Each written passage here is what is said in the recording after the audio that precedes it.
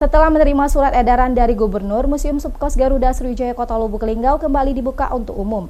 Tapi pengunjung tetap wajib menerapkan protokol kesehatan sebelum masuk ke dalam gedung berisikan bukti sejarah tersebut.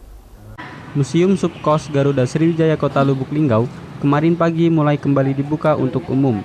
Museum Kebanggaan Masyarakat Bumi Silampari yang berada di Kelurahan Pasar Pemiri, Kecamatan Lubuk Linggau Barat 2 ini sebelumnya ditutup sementara akibat pandemi COVID-19 yang melanda dunia termasuk Indonesia. Setelah mendapat surat dari Gubernur Sumatera Selatan menuju new normal, sekarang museum tersebut bisa dibuka kembali dengan menerapkan protokol kesehatan.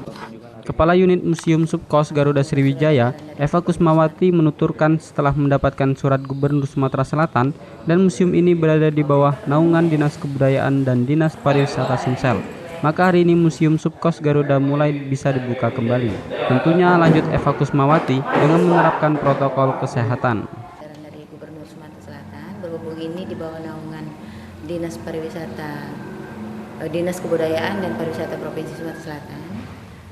Surat edarannya kemarin baru diterima, ya hari ini mulai dibuka kunjungan untuk museum dan kantor.